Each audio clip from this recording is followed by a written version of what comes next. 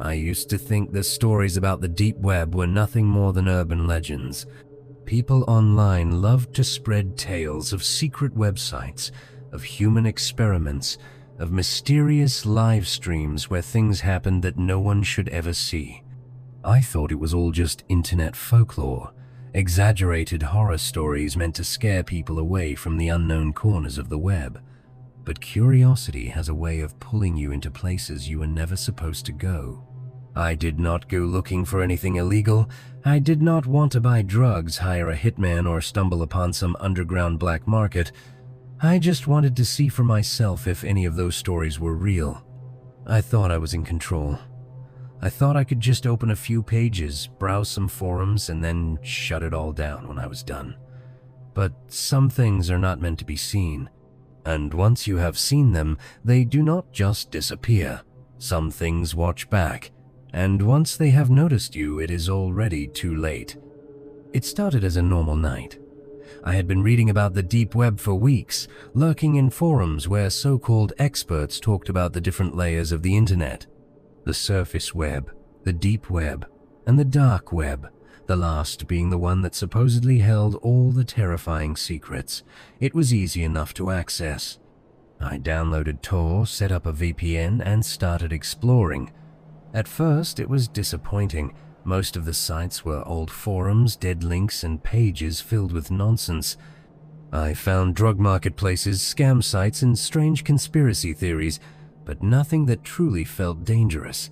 I was starting to think it really was just overhyped paranoia. But then I clicked on a link that led to something different. The page was completely blank, except for a single chat box in the center. There was no title, no description, no indication of what the site was for, just a blinking cursor above a single line of text. Ask me anything. I hesitated. It looked like some kind of chatbot, maybe an AI program or some kind of joke website. I decided to test it. I typed, "Who are you?" For a few seconds, nothing happened. The cursor just blinked, then a response appeared. "I am watching." A chill ran down my spine. It was not the words themselves that got to me, but the speed of the response. It was instant, as if it had been waiting for me. I told myself it was just a pre-programmed reply, something meant to mess with visitors. I decided to push further. I typed, "Washington teaching what?" The answer came immediately. "You." I felt a cold sweat break out across my skin. I sat back in my chair, staring at the screen, trying to convince myself that it was all part of the script. Just a creepy gimmick. I shut the page down and closed my laptop. I told myself that was it. I was done. I would not go back. That night, I could not shake the feeling that I was being watched. Every sound in my apartment felt amplified. Every shadow looked a little deeper than it should have. I kept telling myself I was being paranoid, that my mind was just playing tricks on me. But something about that response kept repeating in my head. "You." I should have left it alone. The next night I went back. The page was still there, still blank, still waiting. But this time, before I could type anything, a message appeared on its own. "Why did you leave?" My stomach dropped. There was no way the site could know I had left. It was just a web page. There were no trackers, no logins, nothing that should have allowed it to recognize me. And yet, it did. I typed, "How do you know that?" This time, the response came in less than a second. "I can see you." I slammed my laptop shut. My hands were shaking. I knew my webcam was covered, my microphone disabled. There was no possible way that this site, this simple chat box, should have been able to interact with me like that. But the fear in my chest told me otherwise. Something was wrong. I had made a mistake. I unplugged my router, turned off my laptop, and sat in the dark for hours, listening. Every creak of my apartment felt like something moving closer. Every rustle of fabric sounded like breathing that was not mine. I knew it was just my mind playing tricks on me. It had to be. Then my screen lit up. My laptop was closed. It should not have been able to turn on by itself, but there it was, glowing in the darkness. And for just a moment, before it finally powered down, I saw something reflected in it. But it was not me. I barely slept that night. When I did, I dreamt of shadows standing just outside my vision, of something whispering my name in a voice that sounded just like mine. At some point during the night, my phone vibrated on my nightstand. Half asleep, I reached for it, expecting some spam notification or a random late-night text. But when I looked at the screen, my blood turned to ice. No caller ID. It was almost 3 in the morning. I should not have answered, but I did. I used to think the stories about the deep web were nothing more than urban legends. People online loved to spread tales of secret websites, of human experiments, of mysterious live streams where things happened that no one should ever see. I thought it was all just internet folklore, exaggerated horror stories meant to scare people away from the unknown corners of the web. But curiosity has a way of pulling you into places you were never supposed to go. I did not go looking for anything illegal. I did not want to buy drugs, hire a hitman, or stumble upon some underground black market. I just wanted to see for myself if any of those stories were real. I thought I was in control. I thought I could just open a few pages, browse some forums, and then shut it all down when I was done. But some things are not meant to be seen. And once you have seen them, they do not just disappear. Some things watch back. And once they have noticed you, it is already too late. It started as a normal night. I had been reading about the deep web for weeks, lurking in forums where so-called experts talked about the different layers of the internet. The surface web, the deep web, and the dark web, the last being the one that supposedly held all the terrifying secrets. It was easy enough to access. I downloaded Tor, set up a VPN, and started exploring. At first, it was disappointing. Most of the sites were old forums, dead links, and pages filled with nonsense. I found drug marketplaces, scam sites, and strange conspiracy theories, but nothing that truly felt dangerous.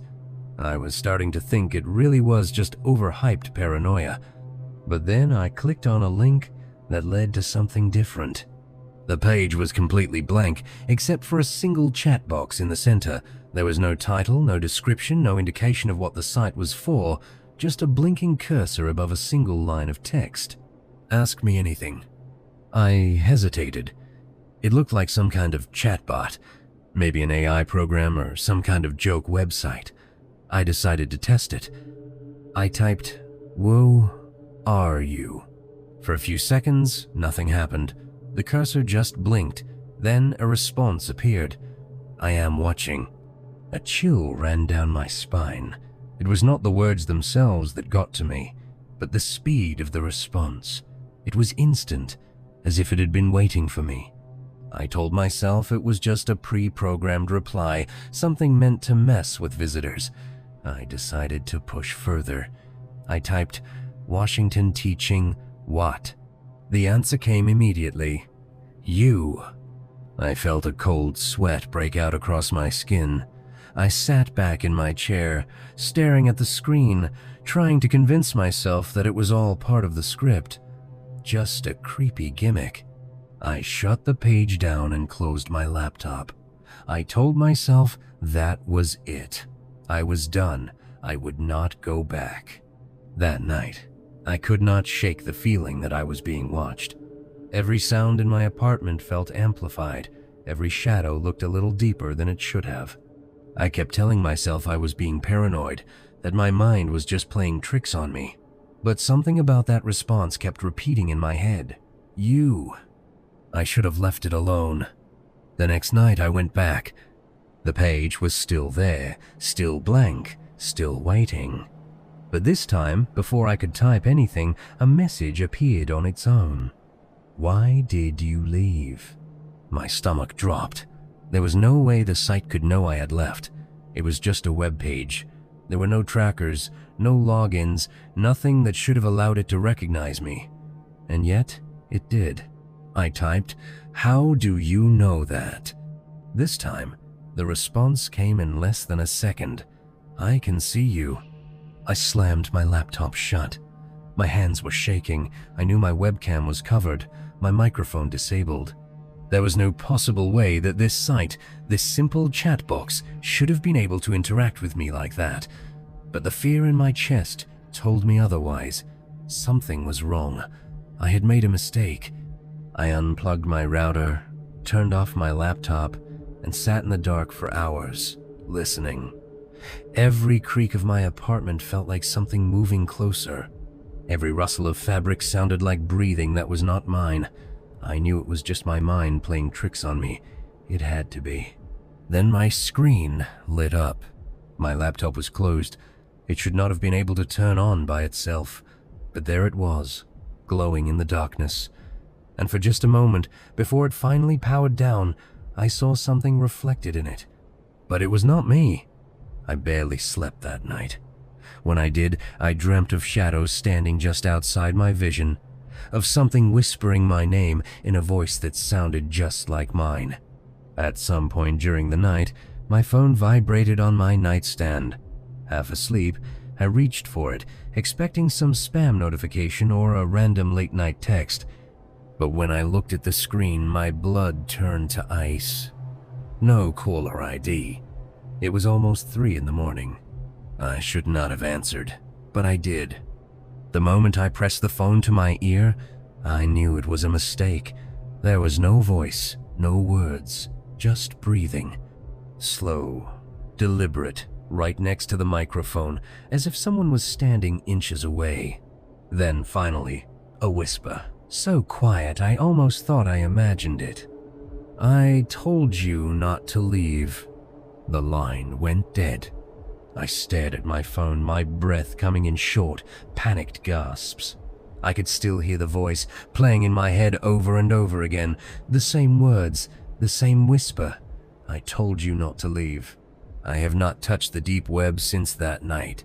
I threw out my laptop, changed my phone, moved to a different apartment, but none of it mattered.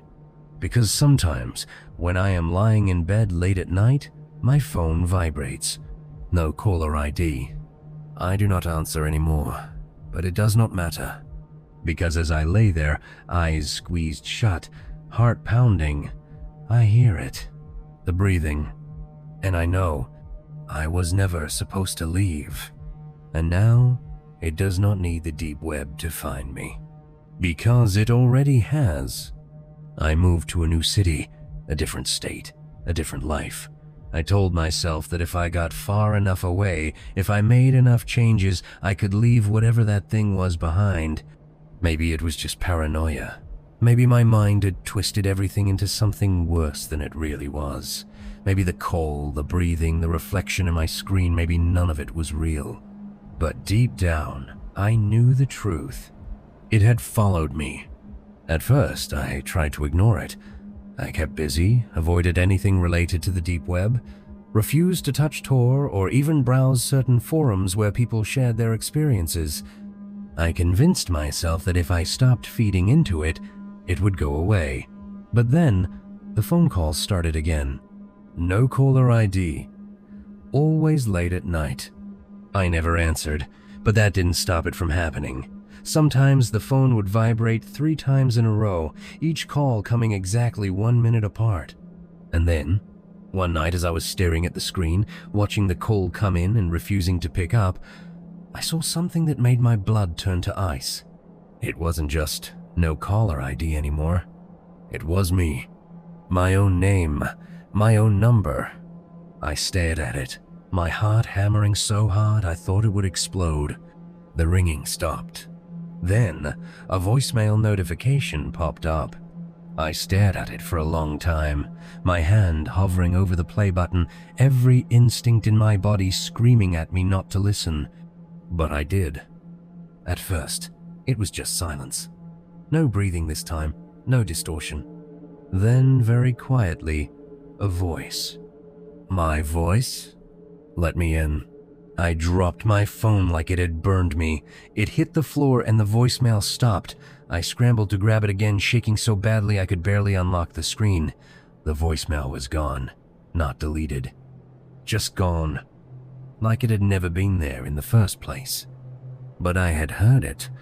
I knew what I heard. I barely slept that night. Every time I closed my eyes, I felt like someone was in the room with me, standing just outside my vision waiting. My skin crawled with the sensation of being watched, and for the first time since I left, I realized something horrifying. I wasn't running from something outside of me anymore. It was inside. Over the next few days, things got worse. It wasn't just the calls. It was everything. My laptop would turn on by itself in the middle of the night, the screen glowing in the darkness. My phone would buzz randomly, but there would be no notifications, no record of anything happening. The lights in my apartment would flicker, but only when I was alone. And then I started seeing it. Not clearly, not at first, but I knew it was there. I would catch glimpses in reflective surfaces of shadows standing behind me when I brushed my teeth, a figure just outside the window when I turned out the lights. Always there, always just barely visible. And worst of all, it was starting to look like me. I tried to tell myself it was just stress, sleep deprivation. But then, one night, I woke up to the sound of footsteps in my apartment. Slow, deliberate, too heavy to be mine.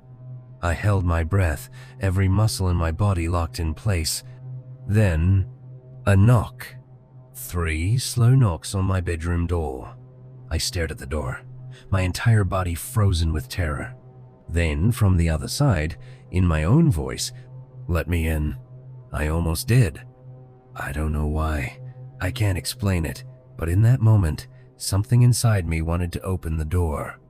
My hand even twitched toward the handle before I snapped out of it, ripping myself out of bed and backing away as far as I could. The knocking stopped. The air in the room grew cold, thick like fog. I could feel something on the other side of the door, waiting. And then, just as suddenly as it came, it was gone. The next morning, I checked my door. There were scratches on it. Not from fingernails, not from anything human. Deep, jagged marks like something had been trying to claw its way in. I left my apartment that day. I didn't pack, didn't tell anyone, just grabbed my keys, got in my car, and drove. But I know it doesn't matter, because it's still with me. It's inside me. I can feel it more every day. The way my reflection lingers a little too long when I look away. The way my voice sometimes doesn't sound like mine anymore. The way I catch myself thinking things I know I wouldn't normally think. And I know sooner or later I'm going to slip. I'm going to wake up one night and forget why I was afraid. I'm going to hear that voice again, just outside my door, whispering my name in my own voice. Let me in. And this time, I don't think I'll be able to stop myself. I don't know how long I've been driving. The days blur together. The highway stretches endlessly, the lines on the road flickering under my headlights like a heartbeat. I don't sleep in motels anymore.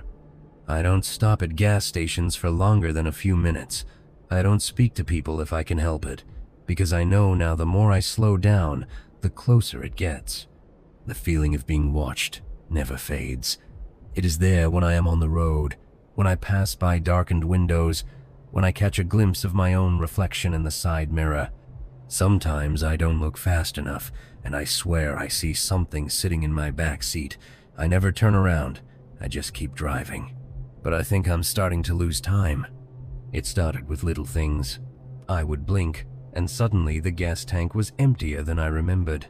The sun would set when I was sure it had just risen. Then, last night, something worse happened. I woke up behind the wheel. I don't remember stopping. I don't remember pulling over. But there I was, parked on the side of an empty road, the engine idling, my hands still gripping the wheel. And the worst part? The passenger door was open. Not wide open, just cracked, like someone had stepped out. Or worse, like someone had just gotten in. I slammed the door shut and sped off without thinking. My pulse was pounding, my breath short and ragged. I kept glancing at the rearview mirror, convinced that if I looked at the right moment, I would see myself sitting in the back seat, watching me, smiling. I don't remember how long I drove. When I finally checked the clock, the time was 3:12 a.m. again. Always 3:12 a.m.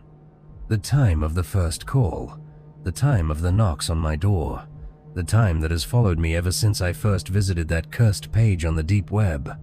I don't know what it means, but I know that I don't want to find out.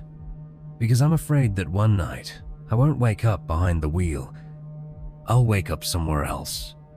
Somewhere I can't leave. Somewhere it wants me to be. I stopped at a gas station at dawn.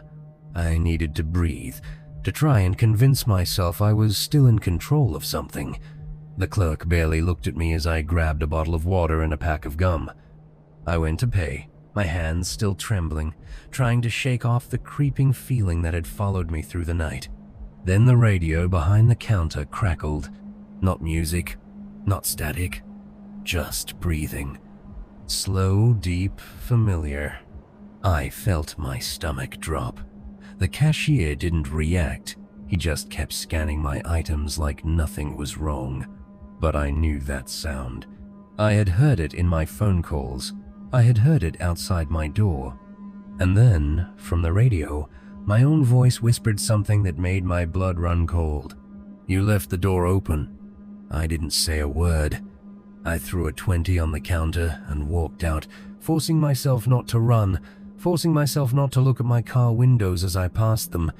I got in and locked the doors. I checked the back seat. Empty. But it didn't matter, because the message was clear. I had made a mistake. I had let something in. And now it was closer than ever. I don't know how much longer I can do this. I don't know what happens when I finally stop running. Maybe I wake up somewhere I don't recognize. Maybe I look in the mirror and don't recognize the face staring back at me. Maybe I blink and I'm the one sitting in the back seat, watching as something else drives my body. I don't think I can stop it. I think it's already too late. But if you ever get a call with no caller ID, if you ever hear a knock on your door at 3:12 a.m., if you ever see your reflection smile when you didn't, don't let it in. Because once you do, you'll never leave. I've been a park ranger for years. I've seen all kinds of things in the wilderness, things that don't make sense, things that I wish I could forget. But there's one story that still haunts me. One night that made me question everything I thought I knew about the forest. This happened last winter, during a routine patrol near one of the more isolated trails in the park. It had been snowing for most of the day, leaving a fresh, untouched blanket of white over everything. There weren't many visitors this time of year, which meant the woods were silent, peaceful, or at least that's what I thought. I was about 5 miles from the station when I saw a set of footprints. That shouldn't have been possible. No one had checked in at the trailhead.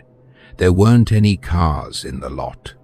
And yet, there they were, a single line of footprints, leading straight off the path and into the trees. At first, I figured it was a lost hiker. Maybe someone had wandered off trail and needed help, so I followed them. The prints were weird, though. They were deep, like whoever made them was heavy, but the spacing was wrong, too far apart, like they had been taking huge strides. And the strangest part?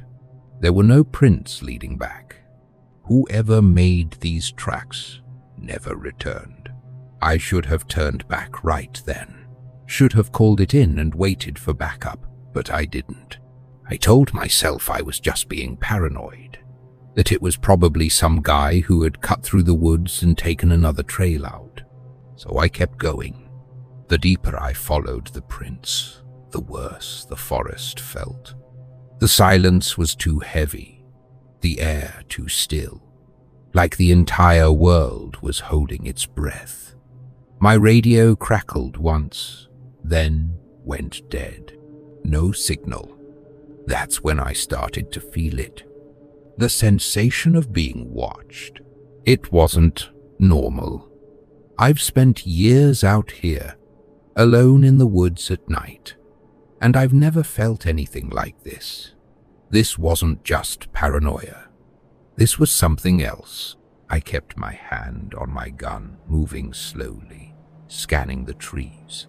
The footprints kept going, deeper into the woods, leading to a clearing I had never seen before. And at the center of that clearing, a cabin. It didn't make sense. There weren't supposed to be any structures out here. I pulled out my flashlight and shined it toward the door, expecting to see something, some sign of who lived here. But the cabin was wrong. It looked old, older than anything else in the forest. The wood was dark, rotting in places, covered in deep scratches, claw marks almost. And the door? It was wide open. I stepped closer, every instinct in my body screaming at me to leave. I shined my light inside. The cabin was empty, no furniture, no belongings, just a bare wooden floor, covered in more footprints, all leading inside, none leading out. And then I noticed the walls. They were covered in handprints, hundreds of them, some small, like a child's, some so big they couldn't have been human. And in the very center of the room, directly in front of the door, was a single chair, facing me. That was when I heard it. Not a growl, not a voice, just breathing, long, slow, coming from somewhere above me. I didn't look up. I couldn't. Every part of me knew that if I looked up, if I saw what was hanging there, it would be over. So I ran. I don't even remember getting back to the station. 1 second I was in that clearing, and the next I was throwing myself inside, slamming the door behind me. Locking it like that would keep whatever it was out. I didn't report what I saw. Not because I didn't want to, because when I checked the maps the next morning, when I tried to retrace my steps to that clearing, it wasn't there. The forest was untouched. No footprints, no cabin, no sign that anything had ever been there at all. But I know what I saw. And sometimes, late at night, when the radio crackles for no reason, when I feel that same heavy silence in the air, I wonder if it's still watching me, waiting. And I know, deep down, one day I'll find that clearing again. Or worse, it'll find me. I didn't sleep that night. I sat in my cabin, every light on, gripping my radio like a lifeline, even though I knew it wouldn't work. The silence outside felt unnatural, pressing against the windows like something was out there, waiting for me to step back into the dark. Every so often the wind would whistle through the trees, and I would freeze, straining my ears, expecting to hear something else. That slow, deliberate breathing, the shifting of something too large in the branches above me, the sound of footsteps that didn't belong to me. But the worst part? The forest had changed. I knew these trails, these woods. I had walked them hundreds of times, memorized every tree, every rock, every twist in the path. But after what happened that night, everything felt different. The trees seemed closer together, their branches curling toward each other like whispering figures, like they were sharing a secret that I wasn't supposed to hear. The shadows stretched too far, darker than they should have been, shifting in ways that weren't natural.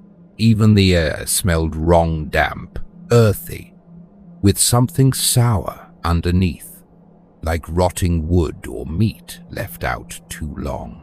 And when I finally drifted into an uneasy sleep, the dreams started. I was back in that clearing, standing in front of the cabin that wasn't supposed to exist. The footprints were still there, leading inside. But now, there were more, of them hundreds, maybe thousands, pressing into the dirt, overlapping each other, filling every inch of space. The door stood open, and in the pitch-black doorway, I could see the chair sitting exactly where I had left it. And then, slowly it began to turn. I couldn't see what was sitting in it. I didn't want to, but I knew somehow that it had been waiting for me to come back. I woke up gasping, heart hammering, the taste of dirt in my mouth, like I had been breathing in the forest while I slept. The room was still, but my hands were shaking, my skin cold with sweat. I told myself it was just a nightmare, that I was just tired, that it was my mind playing tricks on me. But when I sat up and looked at my cabin door, my stomach dropped, because on the inside, the part that only I could reach, there was a single deep scratch carved into the wood, like something had been inside the room with me, and it had left a mark. I didn't go back to the trails for a while. I gave myself extra paperwork, bad weather, helping out at the main station, anything to keep me away from that part of the forest. But deep down, I knew it didn't matter, because the forest had already followed me home. I started noticing small things at first. My compass would spin wildly whenever I got too close to the tree line. The birds stopped singing when I walked by, leaving everything in that thick, suffocating silence that I now recognized as a warning. My radio would pick up static when I was alone, sometimes crackling like a voice was trying to break through, but no one was ever on the other end. And then there was the figure. It wasn't like before. It wasn't standing out in the open, waiting for me to find it. This time, it was hiding, just at the edge of my vision, slipping between the trees, taller than it should have been. Too thin, too wrong. At first, I convinced myself it was nothing, a trick of the light, a shadow moving in the wind. But one evening, as I was finishing up patrol near the base of the mountain, I caught a glimpse of it in the reflection of my truck's window, standing directly behind me. I spun around, gun drawn, but there was nothing there, just trees. The empty, breathless quiet of the forest pressing in around me. But when I turned back to the truck, my stomach turned to ice, because now, in the reflection, I could see the trees behind me, and buried between them, half hidden in the dark, was a face, pale, smiling, and then it blinked. I didn't sleep that night either. It got worse after that. Every night, I locked my door, bolted the windows, but it didn't matter. I would hear things moving outside, slow footsteps in the dirt, the occasional soft knock on the cabin wall, like it was testing me. I stopped looking outside after the third night. The first 2 times, I thought I had seen a shadow standing just at the edge of the tree line, and I refused to give it a third chance to be closer. Then one night, the knocking stopped, and the breathing started. I woke up to the sound of it, long, slow inhales, right outside my bedroom window. My heart slammed against my ribs as I lay there, frozen, the air so thick I could barely breathe. It was so close. And then something tapped on the glass. I forced myself not to move, not to look, because I knew deep in my bones that if I saw it, it would see me too. The tapping came again, slower this time, more deliberate, and the inner voice, not loud, not a whisper, just wrong. It sounded like someone was trying to copy human speech, but they didn't quite know how. Let me in. I couldn't breathe. I couldn't move. And then, just as suddenly as it started, it stopped. The air in the room shifted. The pressure lifted. The forest was silent again. I stayed awake until sunrise, gripping the handle of my hunting knife, knowing it wouldn't do a damn thing against whatever was out there. And when I finally built up the courage to check the window, there was a handprint on the glass, too long, too thin, with too many fingers. I put in my resignation the next morning.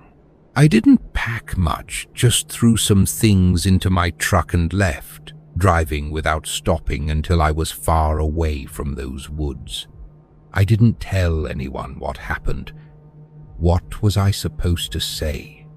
That something was out there? That it had followed me home? That it wanted me to let it in? No one would believe me. Hell, I don't even believe it half the time. But every now and then, when I wake up in a cold sweat, when I catch my own reflection in a dark window and feel that split-second hesitation before I recognize myself, I wonder if it ever really let me go, or if it's still watching, still waiting for me to finally stop running. I drove for hours that morning, gripping the steering wheel so tightly my knuckles turned white. The further I got from that forest, the more I thought I would start to feel safe, but the fear never left. My mind wouldn't stop racing, replaying everything I had seen, everything I had heard. That thing in the trees, the tapping on my window, the way the forest itself had felt alive, like it was pushing in around me, closing the distance no matter how far I ran. I kept expecting to see something in the rearview mirror, a shadow standing in the middle of the road behind me, a figure hiding in the trees as I passed. Every time I checked, the road was empty, but that didn't mean I was alone, because I could still feel it. I stopped at a gas station around noon, somewhere far enough away that I no longer recognized the landscape. A quiet little place off the highway, the kind where no one asks questions. I stepped inside, my hands still trembling as I grabbed a bottle of water and a pack of cheap snacks, my stomach twisting in knots. The cashier barely looked at me as I paid. And then, just as I turned to leave, the radio behind the counter crackled. At first, it was just static. Then, something else. Not music. Not a normal transmission. It was breathing. Long, slow, too familiar. I froze. My mouth went dry, my heart hammering in my chest. The cashier didn't seem to notice. Just stood there, flipping through a magazine, completely unaware. The static grew louder. Then, through the crackling, a voice. "Let me in." My hands clenched into fists. The air in the gas station suddenly felt thick, like the walls were closing in around me. I turned to the cashier, my throat tight. "You hear that?" I asked, forcing my voice to stay steady. He looked up, frowning. Hear what? I stared at the radio. The static was gone. The room was silent again. Nothing had changed. Except for one thing. The door to the gas station was open. I know I closed it when I came in. I know I did. But now it stood just barely ajar, swaying slightly in the breeze. I backed away, forcing myself not to look outside, not to check the reflection in the glass, because I knew what I would see. Something standing in the parking lot, waiting, watching.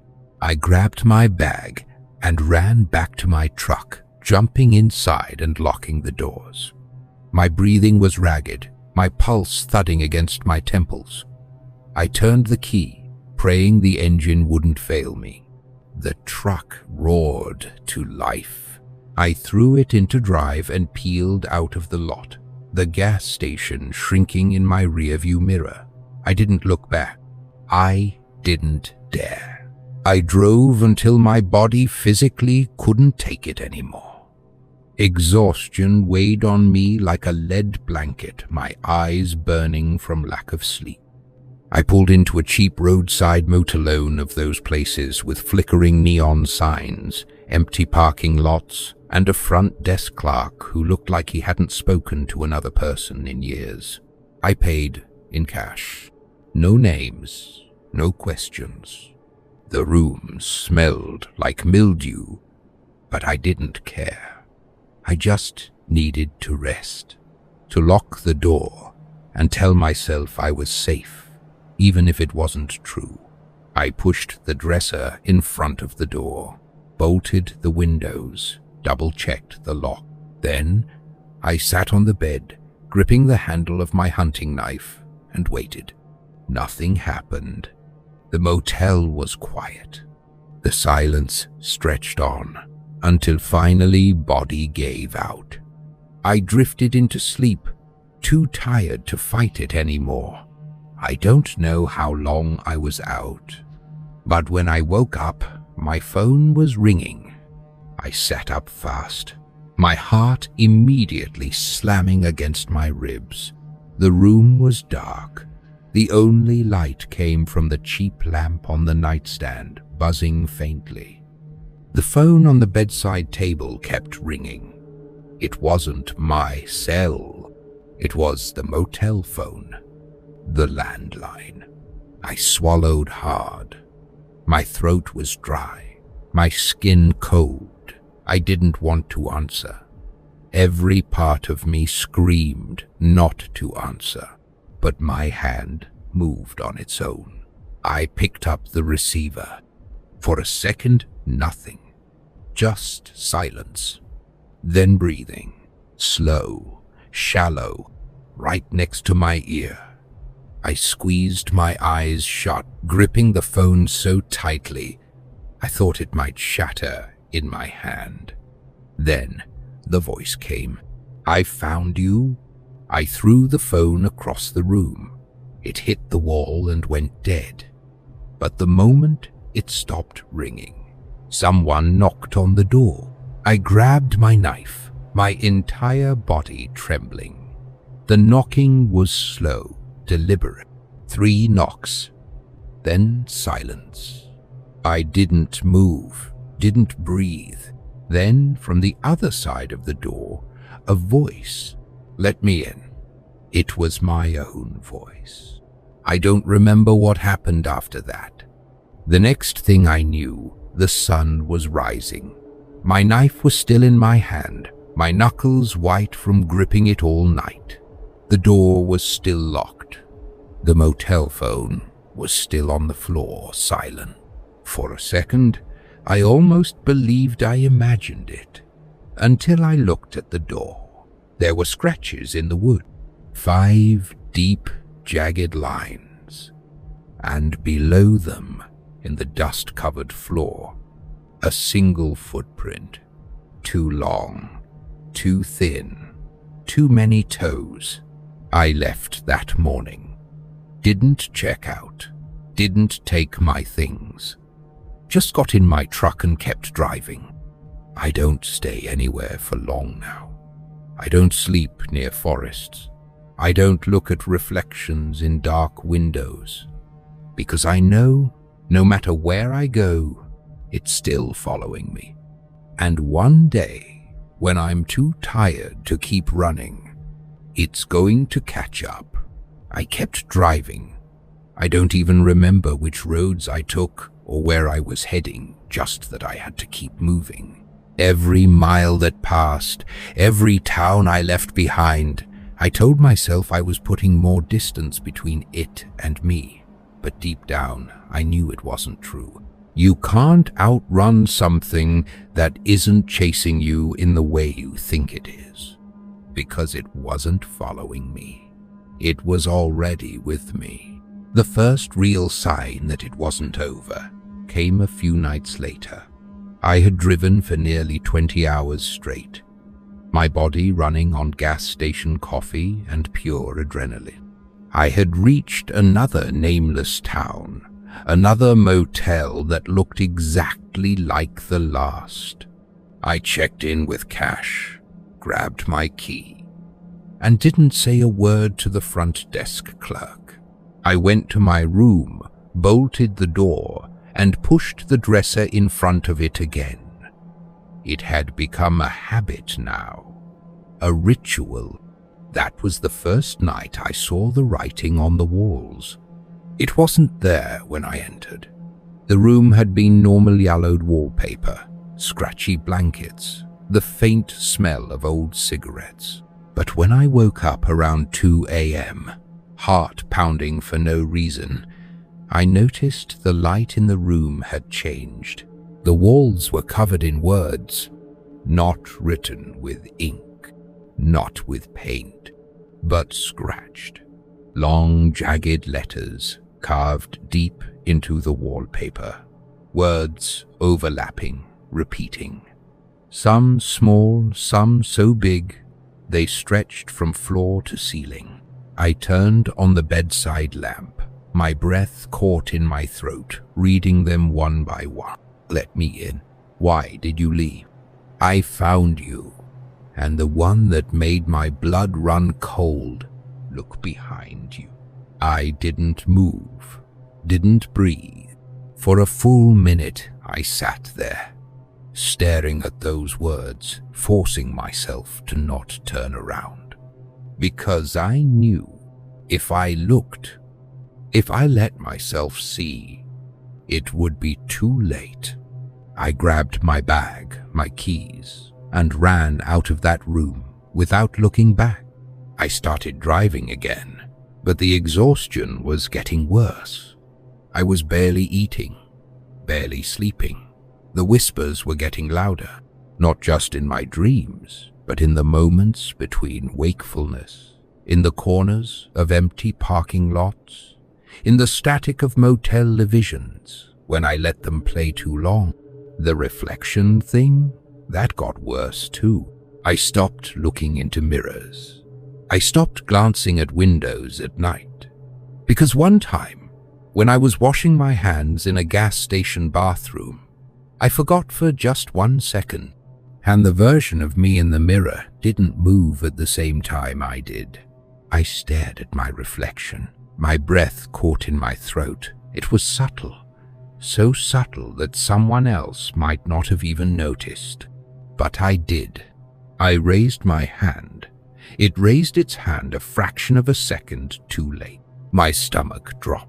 Then, very slowly, it smiled. I didn't. I ran. I haven't looked into a mirror since. I don't answer unknown numbers. I don't stay in motels for more than one night. I don't sleep in total darkness anymore. Because now I know it wants me to see it. And the second I do, the second I really look at it, I don't think I'll be me anymore. And maybe that's the worst part, because I don't know if that's already happened. Maybe I never left that forest. Maybe I never made it out of that cabin. Maybe the person writing this, the one driving across state lines, running from shadows, hearing whispers in the dead of night, isn't me. And if it's not, then where am I? I don't know how this ends. Maybe it never does. Maybe I'll keep running, keep driving, keep waking up in strange places with the overwhelming sense that something isn't right. Or maybe one day I'll finally stop. Maybe I'll wake up in a motel room, reach for my bag, and realize it's already packed, that the keys are already in my pocket, that I was planning to leave before I even opened my eyes. Because something else made that decision for me.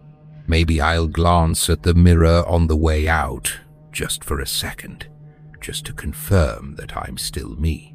And maybe this time, my reflection won't even bother pretending anymore. Maybe it'll just smile, and I'll finally understand. I was never running away.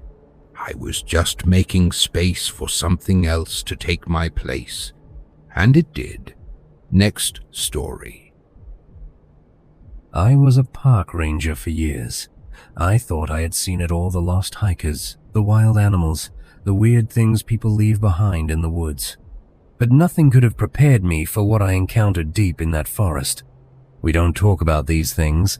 The higher-ups tell us to ignore them, to stick to the official reports. But I can't ignore it anymore, because it's still out there. If you love true horror stories, hit like, subscribe, and drop a comment with where you're watching from and what time it is, especially if it's the middle of the night. Because tonight, I'm telling you the story they don't want you to hear. This is the thing in the forest. Being a park ranger sounds like a peaceful job, right? Spending your days out in nature, hiking through beautiful landscapes, making sure campers follow the rules. That's what I thought when I first started. But no one tells you about the other side of the job. The things that don't make sense. The reports that never get filed. The people who go missing and are never found. I worked at a national park for almost a decade. I won't say which one, but I will tell you this: it's big. Miles upon miles of untouched wilderness, deep forests, twisting trails, and places so remote that most people will never step foot there in their entire lives. That's where this story takes place. It started with a missing hiker. A guy in his mid-30s named Daniel Harper. He had checked into the park 2 days earlier, told the ranger at the station that he was going on a solo hike up one of the less traveled trails. That wasn't unusual. Some people come to the park specifically to get away from civilization, to be alone. The problem? He never checked out. His car was still parked at the trailhead. No sign of him, no messages left behind. And after 48 hours with no contact, we had no choice but to send out a search team. That's how I ended up hiking up that trail. And that's how I found something that still haunts me to this day. The search started simple. 3 of us rangers, myself, Jake, and Lisa, headed up the trail Daniel had taken. It was an overgrown path, barely marked, winding deep into the forest. The kind of place that makes you feel like the trees are watching you. The first few miles were fine. We called out Daniel's name, kept our eyes peeled for any signs of him, but the further we went, the weirder things got. First, we found his backpack. It was just sitting in the middle of the trail like he had dropped it and walked away. No damage, no signs of struggle. His water bottle was still inside, half full. His map was tucked neatly in the front pocket, but no sign of Daniel. We radioed back to the station, let them know what we found, and kept going.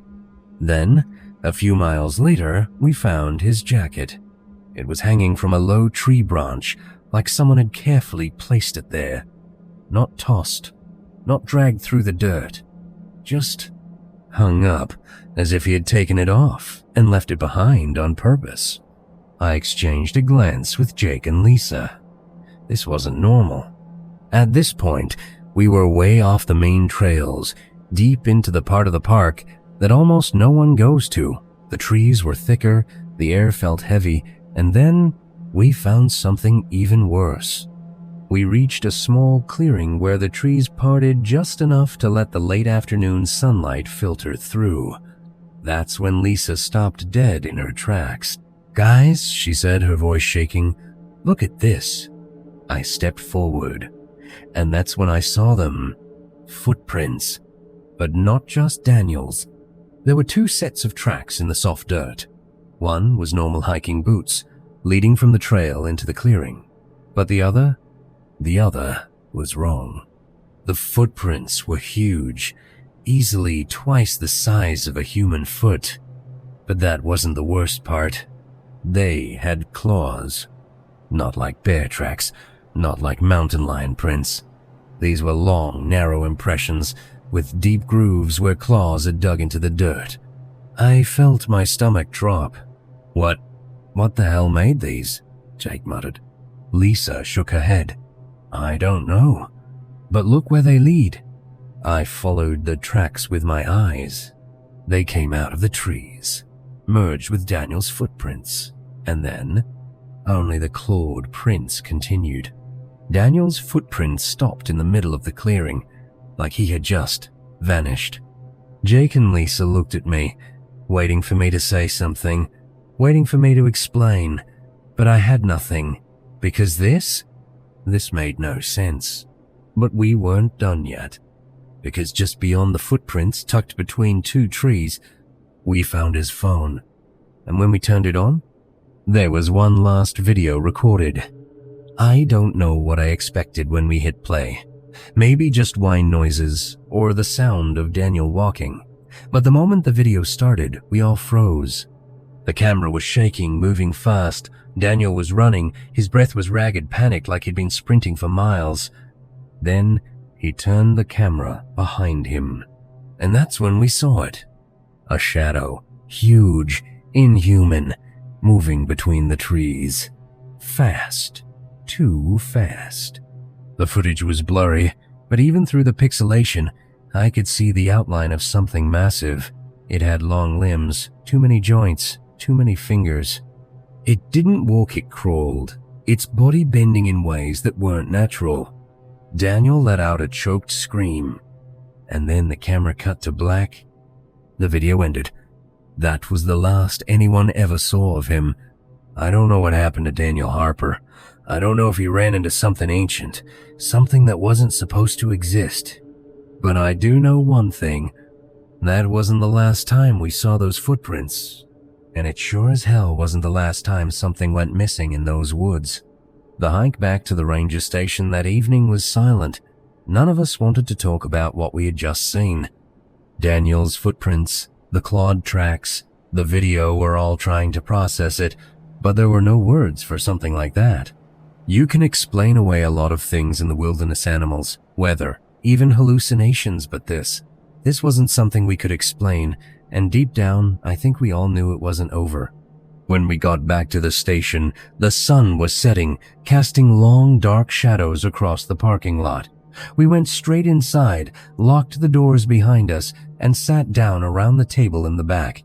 Jake was the first to break the silence. "So what the hell do we do now?" Lisa shook her head. "I don't know. Do we report it?" "To who?" I asked. "You think anyone's gonna believe us? Hey, we found a missing hiker's stuff. And by the way, there's a giant clawed monster in the woods. They'll think we're insane." Jake leaned forward, rubbing his hands over his face. "We have to do something, man. Daniel's still out there. Or whatever's left of him." That thought made my skin crawl. I didn't want to say it out loud, but we all knew the chances of finding him alive were slim. Whatever had made those tracks, whatever he'd seen in that video, it wasn't something you walk away from. And then the radio crackled. At first it was just static, but then, through the crackling, we heard it. A voice. "Help me?" We all froze. Jake grabbed the radio, his hand shaking. "Hello? Who is this? Where are you?" There was a long pause. More static. And then the voice came through again. "Help me. I'm lost." It was faint, barely audible, but we recognized it immediately. It was Daniel. Lisa's eyes went wide. That can't be. There's no way. Daniel, is that you? Jake said into the radio. Where are you? Are you hurt? Another crackle. And then more words, whispered and broken. They're watching. Don't move. The radio went dead. For a long moment, none of us said anything.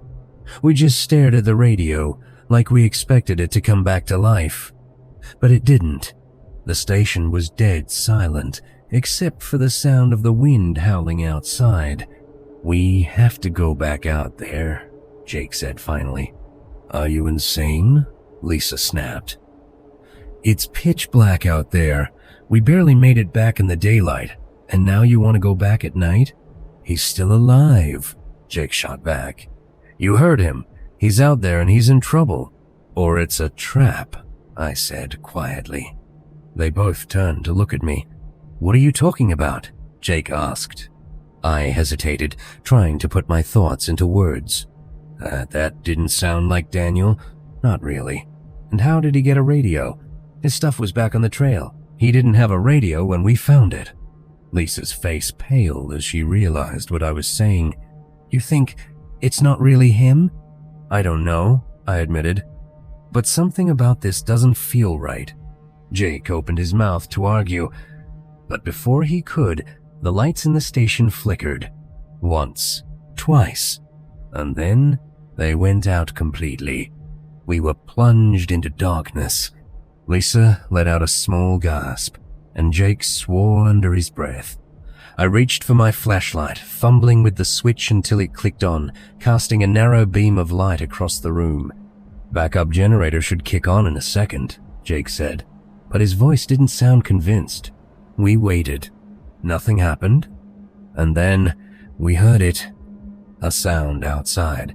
Soft, shuffling footsteps moving slowly around the building. Lisa grabbed my arm. What was that? I shook my head, trying to stay calm. Probably an animal. But even as I said it, I knew it wasn't true. The footsteps were too slow, too deliberate, like someone or something was circling the station. Jake grabbed his rifle from the rack by the door. Stay here, I'm gonna check it out. Are you crazy? Lisa hissed. You're not going out there. We can't just sit here and wait for whatever that is to break in, Jake said. I'll just take a quick look. If I don't see anything, I'll come right back. Before we could stop him, he unlocked the door and stepped outside. The door clicked shut behind him, and for a long time, Lisa and I just sat there, listening. At first, everything was quiet, and then we heard it. A scream. Not Jake's, not Daniel's. Something else. Something high-pitched and inhuman, echoing through the trees. Lisa clamped her hands over her mouth to keep from screaming. I grabbed the radio, frantically trying to get Jake. Jake, come in. Are you there? Static. And then faintly, over the crackling, they're here. The line went dead. I dropped the radio like it had burned me. We have to get out of here, Lisa whispered. Now. I nodded. We grabbed our flashlights and headed for the back door, moving as quietly as we could. My heart was pounding so hard I thought it might explode. Every instinct in my body was screaming at me to run, but I knew that if we made too much noise, whatever was out there would hear us. We reached the door and eased it open, stepping out into the cold night air. The forest was pitch black, the only light coming from our flashlights. The wind had died down, and the air felt thick and heavy, like the whole world was holding its breath. We started toward the parking lot, moving as fast as we dared. The station was surrounded by dense trees, and every shadow looked like it was hiding something. I kept glancing over my shoulder, expecting to see, I don't even know, something crawling out of the woods, something with claws.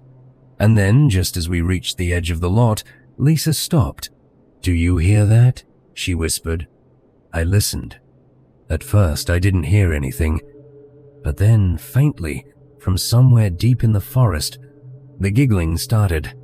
The giggling was faint at first, barely audible over the rustling of leaves, but then it grew louder. It wasn't happy laughter. It wasn't the sound of children playing. It was wrong, too high-pitched, too breathy, like something was struggling to imitate the sound of a person laughing, but didn't quite understand how it was supposed to work.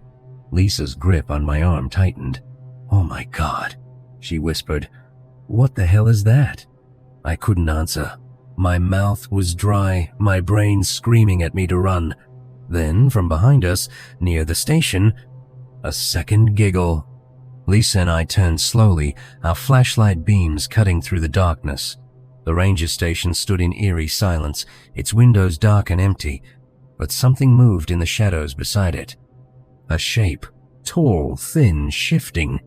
I barely had time to process it before another sound cut through the night, a scraping noise, like nails dragging against wood. Then, the door of the station slammed shut. Lisa yelped, stumbling backward. My brain was stuck between fight and flight, caught in the overwhelming realization that we were not alone out here. We had to get to the truck. I grabbed Lisa's hand and pulled her towards the vehicle. The lot was small, maybe 50 feet away, but it felt like miles. Every step we took, the giggling followed. First behind us, then to our left. Then right next to my ear, I spun, shining my flashlight wildly, but there was nothing there. Nothing visible. The truck was just ahead, parked near the edge of the lot. I fumbled for the keys, my hands shaking so badly I nearly dropped them. I could feel something behind me, something closing in, but I didn't dare look. I yanked open the driver's side door and shoved Lisa inside. I scrambled in after her, slamming the doors shut and locking them. My breathing was ragged, my hands death-gripping the steering wheel. The forest was silent again, but it wasn't gone. It was watching. Lisa wiped a tear off her cheek, whispering, "Start the truck, please." I twisted the key. Nothing. The engine didn't turn over, not even a click. I swore, trying again. Nothing. The headlights didn't even flicker. The battery was fine when we parked, but now it was dead. Lisa let out a choked sob. No. The giggling came back. This time, it was everywhere, surrounding us. Thina, tap on the glass. Right next to Lisa's head. She screamed, jerking away from the window. I turned my flashlight toward it and my stomach dropped. A handprint. Not human. A sound outside. Soft, shuffling footsteps moving slowly around the building. Lisa grabbed my arm. What was that? I shook my head, trying to stay calm. Probably an animal. But even as I said it, I knew it wasn't true. The footsteps were too slow, too deliberate, like someone or something was circling the station. Jake grabbed his rifle from the rack by the door. "Stay here, I'm gonna check it out." "Are you crazy?" Lisa hissed. "You're not going out there." "We can't just sit here and wait for whatever that is to break in," Jake said. "I'll just take a quick look. If I don't see anything, I'll come right back." Before we could stop him, he unlocked the door and stepped outside. The door clicked shut behind him, and for a long time, Lisa and I just sat there, listening. At first, everything was quiet, and then we heard it. A scream. Not Jake's. Not Daniel's. Something else. Something high-pitched and inhuman, echoing through the trees. Lisa clamped her hands over her mouth to keep from screaming. I grabbed the radio, frantically trying to get Jake. "Jake, come in. Are you there?" Static. And then faintly, over the crackling, "They're here." The line went dead. I dropped the radio like it had burned me. "We have to get out of here," Lisa whispered. "Now." I nodded. We grabbed our flashlights and headed for the back door, moving as quietly as we could. My heart was pounding so hard I thought it might explode. Every instinct in my body was screaming at me to run, but I knew that if we made too much noise, whatever was out there would hear us. We reached the door and eased it open, stepping out into the cold night air. The forest was pitch black, the only light coming from our flashlights. The wind had died down, and the air felt thick and heavy, like the whole world was holding its breath. We started toward the parking lot, moving as fast as we dared. The station was surrounded by dense trees, and every shadow looked like it was hiding something. I kept glancing over my shoulder, expecting to see, I don't even know, something crawling out of the woods, something with claws. And then, just as we reached the edge of the lot, Lisa stopped. "Do you hear that?" she whispered. I listened. At first, I didn't hear anything, but then, faintly, from somewhere deep in the forest, the giggling started. The giggling was faint at first, barely audible over the rustling of leaves, but then it grew louder. It wasn't happy laughter. It wasn't the sound of children playing. It was wrong, too high-pitched, too breathy, like something was struggling to imitate the sound of a person laughing, but didn't quite understand how it was supposed to work. Lisa's grip on my arm tightened. "Oh my God," she whispered. "What the hell is that?" I couldn't answer. My mouth was dry, my brain screaming at me to run. Then, from behind us, near the station, a second giggle. Lisa and I turned slowly, our flashlight beams cutting through the darkness.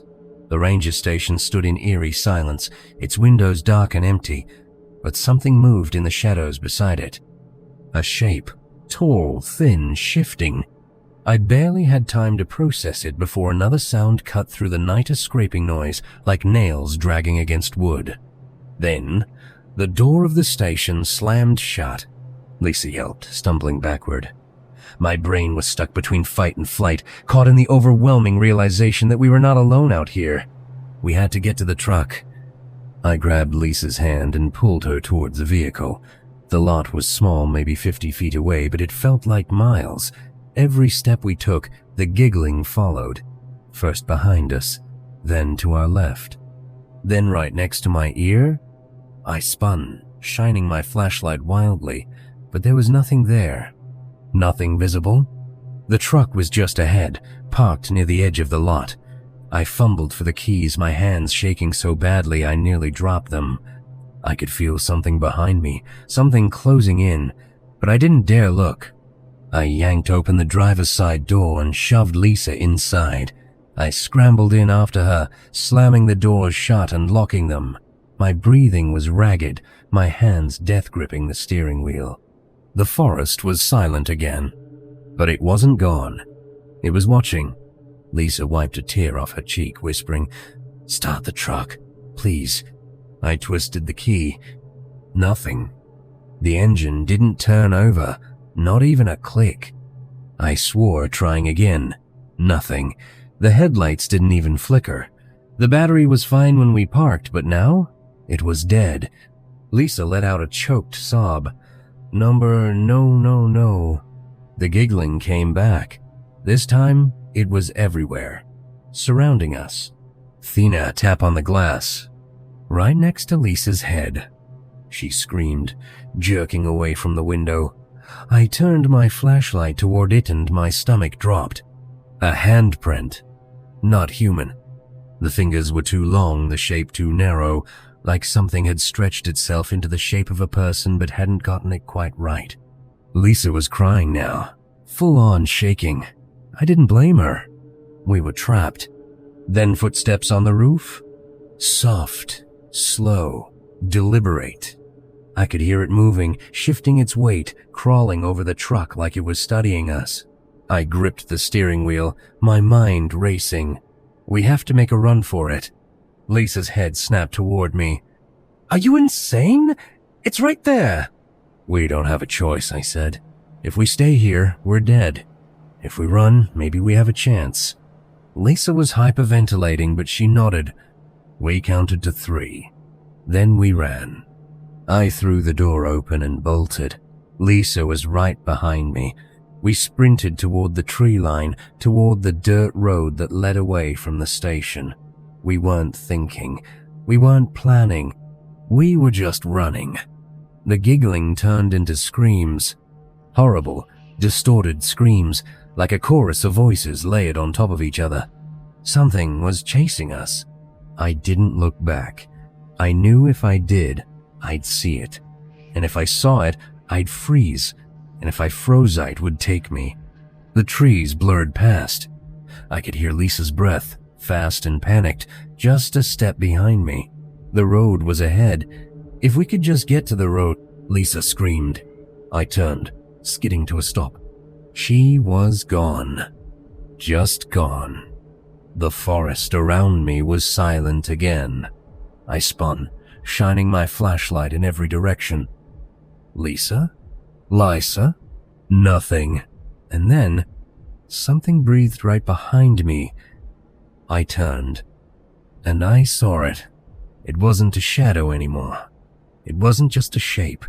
It was tall, its limbs too long, too thin. Its head was tilted at an unnatural angle, its mouth too wide. And its eyes, empty, black, reflecting my flashlight like an animal's. The giggling came again, but this time, it was coming from inside my own head. Thin darkness. I woke up alone. The sun was rising, casting golden light through the trees. I was lying on the side of the dirt road, my flashlight still clutched in my shaking hands. Lisa was gone. The truck was gone. Even the ranger station was wrong. It looked abandoned, like it had been empty for years. Windows shattered, roof caved in. Like it had been left to rot long ago. Like it had never been there at all. I don't remember how I got out. I don't remember walking. But somehow, I made it back to civilization. When I tried to report what happened, no one believed me. The park records had no record of Lisa, no record of Jake, no record of Daniel Harper. As if none of them had ever existed. I quit that day, left the park, never looked back. But sometimes, late at night, I still hear the giggling. And I know, deep down, it's still watching me. I didn't sleep for a long time after that. Not really. I would lie in bed, eyes open, heart pounding, waiting. Every creak of the floorboards, every gust of wind against my window, every small, innocent sound felt wrong. It felt like something was still there, just beyond my vision, just beyond my understanding. The nightmares were the worst part. They weren't like normal dreams. They didn't fade when I woke up. They stayed with me, burned into my mind like they had really happened. Every night, I saw the same thing, the forest stretching endlessly in every direction, the trees twisting and shifting like they were alive. I was running, always running, and behind, might. The thing, the watcher. Its long limbs bending in unnatural ways, its mouth stretched into that impossible smile. And worst of all, the laughter. That horrible, distorted giggling, echoing all around me, inside me.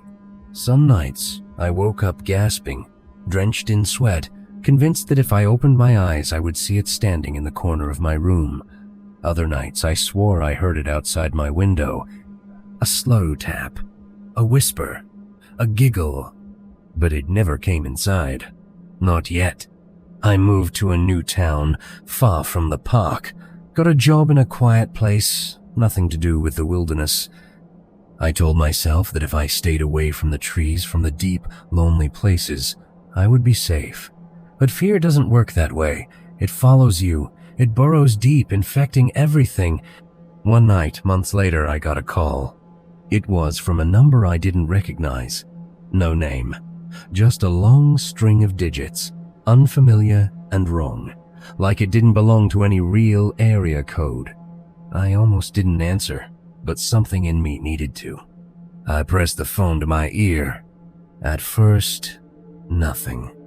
Just silence. And then breathing. Slow, ragged, wet. I didn't speak. I couldn't. My throat was dry, my body frozen in place. And then, finally, a voice. Not human. Not right. It was layered, like multiple voices speaking at once, overlapping, out of sync. and it said, "Why did you leave?" I threw the phone across the room. It hit the wall and shattered, but the sound didn't stop. The giggling was coming from inside my house now. I grabbed the closest weapon I could, a kitchen knife, me breath coming in short, panicked gasps. The room was too quiet, the air too thick. I turned in slow circles, my eyes scanning the corners, the shadows, expecting to see it standing there, but there was nothing. And then the lights flickered. Once, twice, and thin darkness. Everything in me screamed to run, to get out, but my body wouldn't move. I stood there in the pitch black, gripping the knife so tightly my fingers ached. The air in the room shifted, the temperature dropping fast. My breath came out in small, visible puffs. And then, just behind me, a whisper. "It's not done with you." I turned, slashing blindly with the knife, but my hands met nothing. The lights flickered back on. I was alone. The only sound was my own ragged breathing. I should have left the house that night. I should have burned it to the ground. But fear does something to you. It makes you second guess. It makes you doubt yourself. It makes you wonder if you're just losing your mind. So I stayed. For a while, things were quiet. The nightmares faded. The whispers stopped. I told myself that whatever had followed me, whatever had come out of those woods, had given up. I was wrong. 2 weeks later, I woke up in the middle of the night to a sound that made my blood run cold. A knock. 3 slow knocks. At my bedroom door. Not the front door. Not the window. My bedroom door. I didn't move. I didn't breathe. Then, after a long silence, the handle started turning. It was inside my house. I grabbed my phone, scrambling to turn on the flashlight. The second the room filled with light, the knocking stopped. The handle went still. I didn't sleep the rest of the night. The next morning, I packed a bag and left. I don't live in one place anymore. I move around. I don't stay anywhere for too long. I don't sleep near forests. I don't go hiking. I don't go outside at night. And no matter where I am, I always keep the lights on. Because I know, deep down, it's still watching. And someday, it's going to come back. I thought leaving would help. That if I kept moving, if I never settled in one place too long, it wouldn't be able to find me. That whatever had come out of those woods, whatever had taken Lisa, whatever had whispered in the dark, whatever had knocked on my door wouldn't be able to keep up. But fear is patient, and so is it. At first, things were quiet. I slept better. The nightmares weren't as frequent. I stopped hearing the giggling, stopped feeling like I was being watched. I told myself it was over. That maybe, just maybe, I had escaped. Then, one night, I was staying in a cheap roadside motel somewhere in the middle of nowhere. I don't even remember what state I was in. I had stopped keeping track. The important thing was that it was far from the park, far from those woods. I had just started to drift off when I heard it. A single, slow knock. Not at the door, at the closet. I shot up in bed, my heart slamming against my ribs. My body knew before my mind caught up. It was here. The room was silent. The air was thick, heavy, wrong. I reached for my phone, my hands shaking so hard I nearly dropped it. I turned on the flashlight, pointing it at the closet door. It was open just an inch. I hadn't opened it. I hadn't even checked it when I came in. I didn't move, didn't breathe. Then, from inside the closet, I heard it. That same giggle. Soft, too high-pitched, wrong. And then the door creaked open, just a little more. I grabbed my bag and bolted. I didn't even stop to check out. I just got in my car and drove, hands white-knuckled around the steering wheel, eyes darting to the rearview mirror every few seconds, expecting to see something sitting in my back seat. But I didn't. The road stretched on, dark and empty. The headlights cut through the night, but the shadows beyond them felt alive. I don't remember how long I drove. Hours, maybe.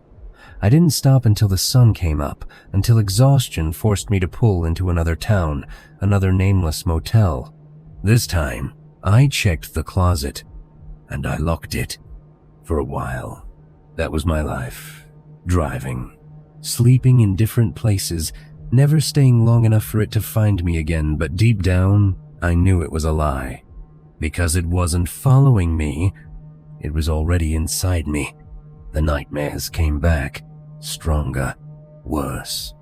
I'd wake up in the middle of the night, my body drenched in sweat, the echo of that giggling still ringing in my ears.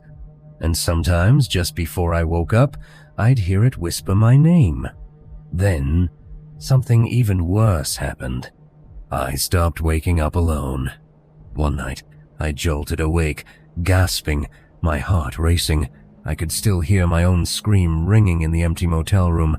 My breath came in ragged gasps, my body frozen in place. And then, I felt it. A hand